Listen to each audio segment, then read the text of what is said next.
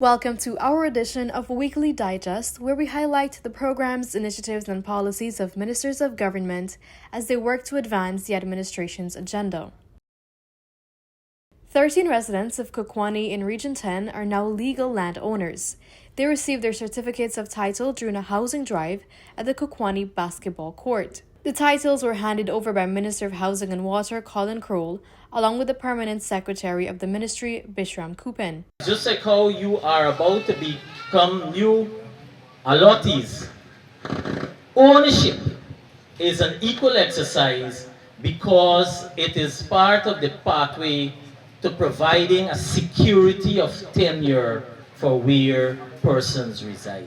Recognizing that access to clean water is a fundamental human right, the government has been making targeted investments to ensure persons living in the hinterland have access to the vital resource. Kabora in Region 1 is one of the latest villages to have a brand new well. Prior to the $15 million well, the 400 residents depended on one well, despite being far apart. When we say to you that we are going to deliver, you can be rest assured we will deliver. Construction of the first 25 homes is set to be completed by July 22. Under the government's homestead program at Yarrow Cabra, 500 low-income homes will be built for single mothers. Minister of Housing and Water Colin Crowell, along with Minister within the Office of the Prime Minister with responsibility for public affairs, Kwame McCoy, inspected development on Wednesday. Which we have already awarded the first set of contracts to about $163 million. That's the internal roads for this area.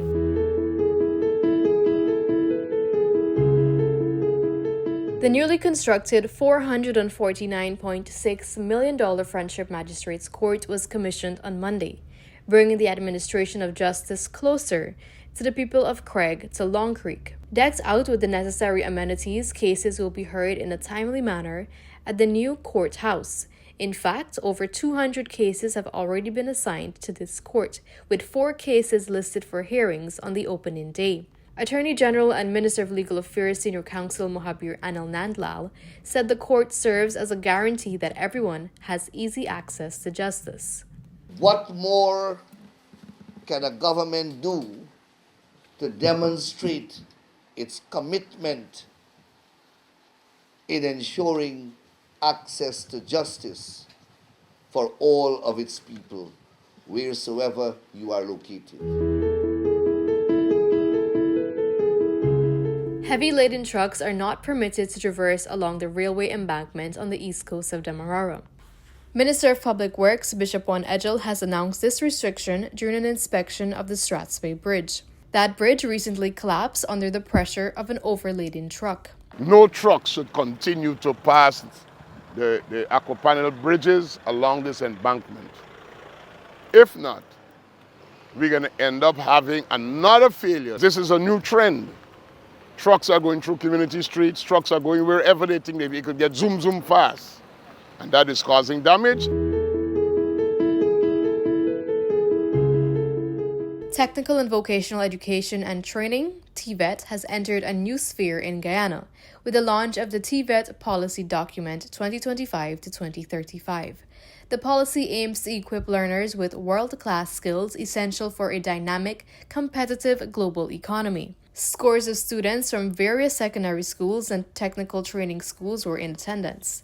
At the launch at the Artichon Conference Center on Wednesday, Minister of Education Priyamanik Chan said the policy ensures universal access to technical and vocational training. Today is a remarkable day, not only in launching the policy, but in advancing us one step forward in creating the Guyana we want and creating or making opportunities for the citizen that we might want to see in 10 years' time, and for providing to teachers and students and service providers across the board a guiding document that indicates the government's trajectory in the state's trajectory in the area of technical and vocational education and training.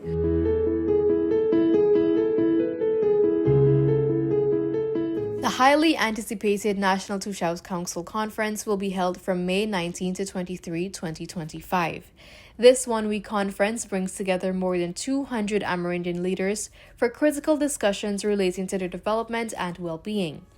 Minister of Amerindian Affairs Pauline Sukai has urged village councils to engage villagers to ensure priority concerns are delivered at the conference. Leaders are elected by villagers to represent them fairly in the best interests of the entire village. Their functions are to keep accountability and transparency in the village and to make sure that they manage the affairs wisely. The safety of workers across Guyana is a top priority of the Ministry of Labour. At the launch of the Occupational Health and Safety Month on April 1st, Minister of Labour Joseph Hamilton outlined the plans of this ministry to ensure all work environments are safe and healthy. The safety and health of workers are of paramount importance. It is recognized as a responsibility that requires a collective approach whereby there is collaboration with the tripartite partners and key stakeholders to make the workplace safer and healthier.